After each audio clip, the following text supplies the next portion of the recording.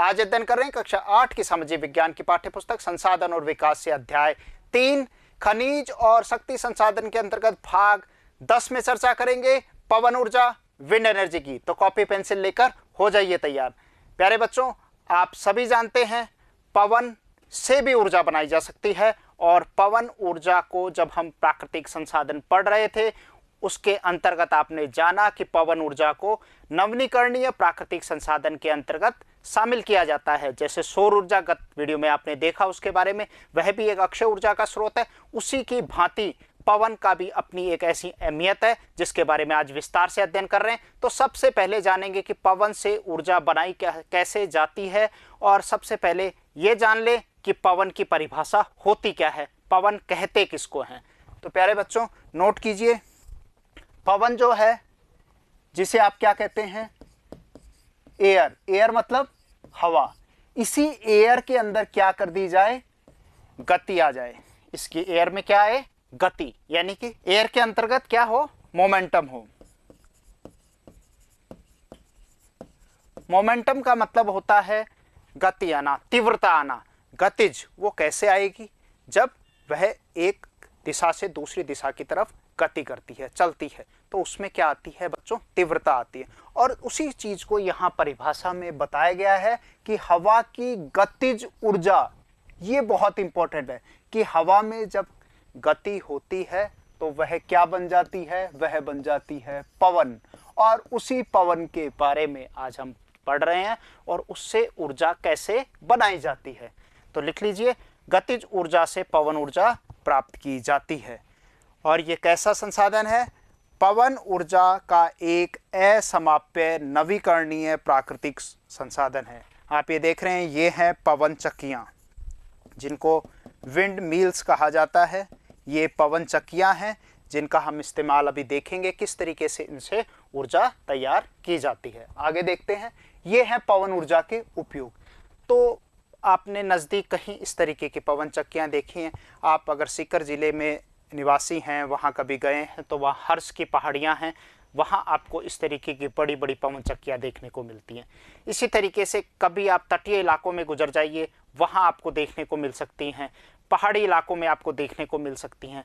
बड़े बड़े पंखे होते हैं, जैसे पंखा होता है, पंखे की आपने पंखुड़ियाँ देखी हैं, उसी की भांति उन्हीं पंखों को बहुत ऊंचाई पर, जैसे लाइट पोस्ट होते हैं, उन्हीं लाइट पोस्ट के ऊपर लाइट की जगह क्या लगे जाए, ये पंखुड़ियाँ लगा दी जाती हैं। और जब हवा चलती है तो उसी की दिशा के अनुरूप ये क्या करती हैं, गतिशील हो जाती हैं। और गतिशील होने के उपरांत इनके साथ जनरेटर होता है, फिर ट्रांसफार्मर होता है, और फिर इनसे बिजली का उत्पादन आगे कर दिया जाता है। तो ये विभिन्न प्रक्रिया, तो पुराने समय में भी हम इनका इस्तेमाल लेते आ रहे हैं। मैं आपको जानकारी दे दूं, पुराने समय में पवन का इस्तेमाल संदेश को पहुंचाने के लिए किया जाता था। उसमें आग को जला दिया जाता था जब कबीलों में रहता था, और आग उसी दिशा में, जिस दिशा में संदेश भेजना होता तो उसी तरफ जो धुआं है वह वहाँ प्रसारित हो जाता था। तो ये भी लंबे समय से हम आग का के साथ इसका उपयोग देख रहे हैं। विभिन्न यहाँ पर हम उसका ऊर्जा के रूप में देख रहे हैं। तो कैसे कैसे उपयोग करते हैं, सिंचाई में उसका उपयोग हो रहा है, अनाज को पीसने में उसका उपयोग हो रहा है, नवीन समय में विद्युत बनाने में इसका सर्वाधिक उपयोग हो रहा है। अगर हम ये देखते हैं, अभी हम जानकारी भी उसकी देंगे कि करीबन 70% जो योगदान है वह पवन ऊर्जा का नवीकरणीय प्राकृतिक ऊर्जा के संसाधनों में इसका सर्वाधिक योगदान देखने को मिल रहा है। नोट कर लीजिए, पवन ऊर्जा का उपयोग सिंचाई करने, बिजली बनाने में किया जाता है। खास बात है, दो है, सिंचाई करने। ग्रामीण इलाकों में आप देखेंगे पुराने समय में जहाँ पर पशुओं का इस्तेमाल रहट को चलाने के लिए किया जाता था, उसी तरीके से उसी के साथ जो कार्य, मतलब जो एनर्जी पशु से मिल रही थी उस रहट को मूव करने के लिए, वही एनर्जी अब क्या है, टरबाइन लगा दिए गए, जो पंखे लगे हैं, वो पंखों से क्या है, पंखे घूमते हैं, उसके साथ साथ एनर्जी जनरेट होती है और वो ऑटोमेटिकली पानी पंप सेट से बाहर आ रहा है। तो इस तरीके से बिजली बनाने में पवन चक्कियों का उपयोग अनाजों को पीसने, जल निकालने के लिए चिरकाल से चला रहे हैं, यानी कि लंबे समय से हम इसका इस्तेमाल करते आ रहे हैं। आप ये देख सकते हैं, एक पवन चक्की का इस्तेमाल आपको दिखाया गया किस तरीके से एक लंबे मंजिला इमारत पे ये लगाई गई हुई है, जिस तरीके से ये हवा की दिशा के साथ ये क्या होती है, मूव होती है। और फिर इसके साथ ही पूरी इसकी प्रक्रिया जो हम अगले चित्र में अभी यहाँ देखेंगे, इस चित्र में आप देख सकते हैं ये पवन चक्की लगी हुई है, विंड मिल हो गई, और इसके साथ फिर क्या लगा रहता है, यहाँ पर ये टर्बाइन्स हैं। यहाँ पर देखेंगे ये विंड टर्बाइन है। जैसे हमने जल के अंतर्गत हाइड्रो इलेक्ट्रिसिटी में पानी के अंदर बांध के नीचे क्या टर्बाइन पढ़ा था, उसी तरीके से इसके अंदर भी क्या लगा रहता है, यहाँ पर एक टर्बाइन लगा रहता है, और ये पंखा हो गया। अब ये आप दिशा देख रहे हो, ये अलग अलग दिशा से जैसे हवा चल रही है उसके साथ साथ ये गति करेगी। गति करने के साथ इसके साथ ये क्या लगा हुआ है, जनरेटर। जनरेटर क्या करता है, बिजली को जनरेट करता है, और उसके साथ फिर वह ट्रांसफॉर्म कर देता है। ये है आपका ट्रांसफार्मर। ट्रांसफार्मर के बाद ये ग्रिड स्टेशन पे चली जाती है, ये नेशनल ग्रिड सेंटर है, और वहां से फिर क्या हो जाती है, वितरित होकर हमारे निवास स्थानों तक पहुंचा दी जाती है। तो ये एक गतिविधि थी जिसके माध्यम से आप समझ सकते हैं कि किस तरीके से पवन ऊर्जा का इस्तेमाल वर्तमान समय में हो रहा है।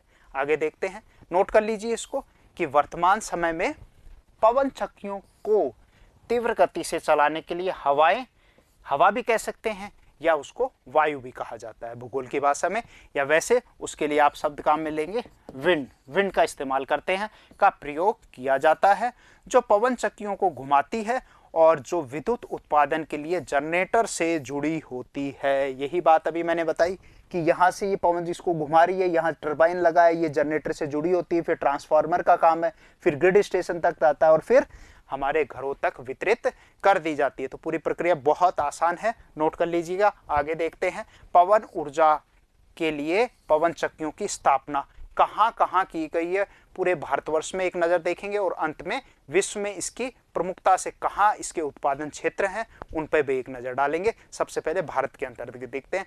तो विशेष रूप से जो पवन चक्कियाँ हैं वह भौगोलिक दृष्टि से अगर देखा जाए तो पवन चक्कियाँ लगाई कहाँ जा सकती हैं, बिल्कुल जहाँ हवा यानी कि हम पवन कहें, वायु कहें, जो तीव्र गति से चल रही हो, जिस हवा में गति हो वही पवन है, और वह तीव्रता से चल रही हो, तो ऐसे स्थान कहाँ होंगे, मरुस्थलीय इलाके हो सकते हैं, बिल्कुल सही। दूसरा हो सकता है पहाड़ी इलाके, बिल्कुल सही है। तीसरा हो सकता है तटीय इलाकों में भी आपने देखा है, वहाँ पे तट के समीप बहुत तेज गति से क्या है, पवन या वायु गतिशील होती है, वहाँ पर चलती है। तो पवन चक्कियों के समूह से युक्त पवन फार्म कहाँ लगाए जाते हैं, तटीय क्षेत्रों में, नोट कर लीजिए, तटीय क्षेत्रों में। दूसरा, पर्वत घाटियों में, जहां प्रबल यानी कि बहुत तेज गति से लगातार हवाएं चलती हैं, और वहां स्थापित किए जाते हैं। ये आप देखिए, ये पर्वतीय स्थल है, पर्वत के ऊपर लगा सकता है, ये बगल में इसके तटीय क्षेत्र है, तटीय क्षेत्र पर भी लगाया जा सकता है।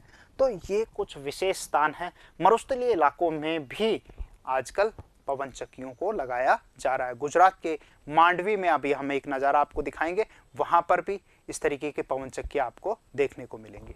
आगे देखते हैं, भारत में पवन ऊर्जा के उत्पादन के लिए उपयुक्त प्रदेश कौन कौन से हैं, मतलब कहाँ पर पवन ऊर्जा फार्म स्थापित किए जा सकते हैं और ऊर्जा का कार्य चल रहा है। एक नज़र मारते हैं मानचित्र के आधार पर। ये देखिए, ये जो अगर हम देखें, एक नज़र मारे, आप ये देखेंगे किस तरीके से यहाँ, अब आप यहाँ देखिए कि ये जो भाग है ये क्या है, गुजरात का भाग है, गुजरात में, उसके नीचे महाराष्ट्र का इलाका है, महाराष्ट्र का इलाका, यहाँ पर आपके कर्नाटक आ गया, कर्नाटक आ गया, इसके बाद नीचे क्या है, केरल आ गया, केरला है, ठीक है, कर्नाटक आ गया, यहाँ पर आ जाइए आपका तमिलनाडु आ गया, इसी तरीके से थोड़ा ऊपर चलेंगे, यहाँ पर आंध्र प्रदेश आ गया, आंध्र प्रदेश आ गया, ठीक है। तो ये प्रमुख इलाके आ गए जिसके तहत पवन ऊर्जा इस्तेमाल में ली जा रही है। क्या है, तमिलनाडु, बिल्कुल सही, ये तमिलनाडु आपका 1 नंबर। फिर क्या है, आंध्र प्रदेश, आंध्र प्रदेश ये 2 नंबर, गुजरात, ये आपका गुजरात 3 नंबर, इसी तरीके से कर्नाटक, ये आपका कर्नाटक कितना हो गया, 4 नंबर, और फिर केरल, ये आपके 5 नंबर। और इसके अलावा महाराष्ट्र भी है, राजस्थान का इलाका भी है, जहां पर भी पवन ऊर्जा के विभिन्न फार्म स्थापित किए जा रहे हैं, उनको भी आप लिख सकते हैं। आगे देखिए, एशिया का सबसे बड़ा पवन ऊर्जा केंद्र, ये खास चीज है, कहां पर है, पूछा कई बार गया है, नोट कर लीजिएगा, पवन ऊर्जा केंद्र गुजरात के कच्छ जिले में मांडवी में स्थित है। ये नज़ारा देखिए, ये मांडवी का है, तटीय इलाका है। ये कई बार हमने नाम पढ़ा है, कच्छ का रण, जहां पर भुज में मैंने उदाहरण दिया था, जहां 2001 में 26 जनवरी 2001 को भूकंप आया था। तो वो कच्छ जिला जो है वह कहाँ है? अरब सागर, यानी कि खंबात, ये अरब सागर हो गया, और इसके पास ये खंबात की खाड़ी वाले इलाके में यहाँ पर है कौन सा जिला? कच्छ जिला। इस कच्छ जिले में मांडवी में क्या है? नोट कर लेंगे, यहाँ पर पवन ऊर्जा का केंद्र जो एशिया में सबसे बड़ा है। आगे नजर डालते हैं। एशिया का सबसे बड़ा पवन फार्म, यानी कि विंड फार्म भी होते हैं, जैसे फार्म हाउस होते हैं, ऐसे विंड फार्म्स बना दिए गए हैं बड़े बड़े इलाकों में, लंबी दूरी तक क्या है क्षेत्र में विस्तारित। आप ये देख रहे हैं, इस तरीके से पवन चक्कियां वहां लगा दी जाती हैं। और वहां खासकर कौन से स्थान है? तटीय इलाके हैं, पर्वतीय इलाके हैं, उन स्थानों पर इनको स्थापित किया जाता है। तो उसी के अंतर्गत है एक विशेष है तमिलनाडु के मुप्पंडल, तमिलनाडु का मुप्पंडल। ये देखिए, तमिलनाडु के मुप्पंडल में एक पवन फार्म का आपको चित्र प्रदर्शित किया गया है, जो कि एशिया का सबसे बड़ा क्या है बच्चों? पवन फार्म है। कहाँ पर है? तमिलनाडु में है, और एशिया में सबसे बड़ा है। और एशिया में सबसे ज़्यादा जो पवन ऊर्जा उत्पादित होती है वो हमने पढ़ा, सबसे बड़ा पवन ऊर्जा केंद्र कहाँ है? मांडवी में। और पवन फार्म कहाँ पड़ा? मुप्पंडल, तमिलनाडु में स्थापित है। इसी भांति महाराष्ट्र का मैंने नाम लिया था, महाराष्ट्र में सतारा है, जहां पर पवन ऊर्जा संयंत्र, वहां पर भी संयंत्र स्थापित किया गया है। इसी तरीके से कुल संस्थापित नवीकरणीय या अक्षय ऊर्जा का स्टार्टिंग में मैंने बताया था 70%, यानी कि 70% एनर्जी हम कहां से गेन कर रहे हैं, प्राप्त कर रहे हैं? सिर्फ पवन ऊर्जा से ही प्राप्त हो रहा है। ये तमिलनाडु के मुप्पंडल का नज़ारा बताया गया। आगे लास्ट में देखते हैं पवन ऊर्जा की स्थापित क्षमता में भारत का, किसके संदर्भ में? विश्व के संदर्भ में अगर हम देखें कि भारत का स्थान कहां पर है, भारत का वह कौन सा स्थान है? 5वां, 5th, यानी कि 5वां स्थान भारत का पवन ऊर्जा के अंतर्गत आता है। उससे पहले कौन कौन से देश आते हैं? संयुक्त राज्य अमेरिका आ गया 1 नंबर पे, फिर जर्मनी आ गया 2 नंबर, फिर स्पेन आ गया 3 नंबर, 4 नंबर पे चीन आ गया, और 5 नंबर में विश्व में 5वां स्थान किसका है? हमारे भारत का है। क्लियर?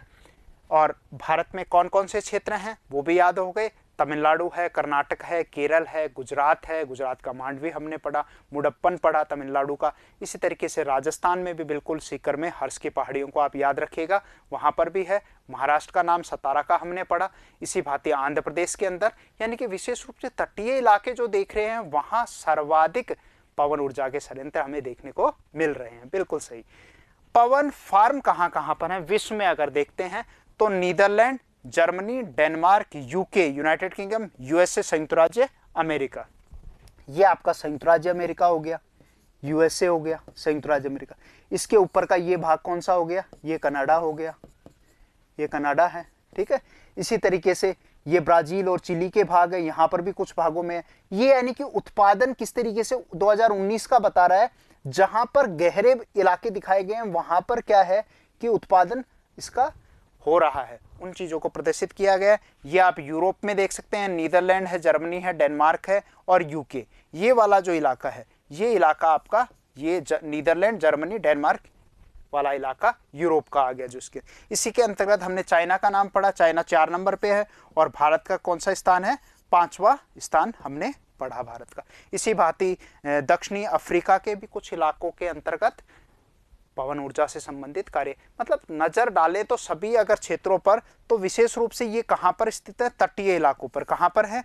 तटीय इलाके। ये खास बात है, तटीय क्षेत्र होने चाहिए जहां पर पवन ऊर्जा के केंद्रों की स्थापना की जाती है। ये खास बात है जिसको आप लोग को याद रखना है, कहाँ स्थापित किए जाते हैं, फिर आप आसानी से इसको निरूपित बता सकते हैं। ऑस्ट्रेलिया भी तटीय इलाका है जो द्वीपीय महाद्वीप के नाम से जाना जाता है, वहां पर भी पवन ऊर्जा उत्पादित की जाती है। आगे देखते हैं पवन ऊर्जा के लाभ और हानि। मतलब कोई भी ऊर्जा मानव इस्तेमाल में ले रहा है तो उसके फायदे भी हैं और उसके कुछ नुकसान भी हैं। लाभ क्या है भाई? प्रदूषण मुक्त है, एक बार स्थापित होने के बाद फिर खर्चा नहीं आता है, कोई दिक्कत नहीं है। इसी तरीके से और नुकसान में हम देखेंगे भाई इतने बड़ी बड़ी पवन चक्कियां लगाई जाती हैं। अब आप ये देखिए ये चलती हैं तो आवाज़ तो करती होंगी, पंखा भी हमारा आवाज़ करता है, इसी भांति ये क्या करती हैं, ध्वनि प्रदूषण कर रही हैं। जीव जंतु है, खासकर जो चिड़ियाएं हैं, उड़ने वाले जीव जंतु हैं, वो जब इन पंखों से टकराकर वो भी दुर्घटनाग्रस्त हो जाते हैं।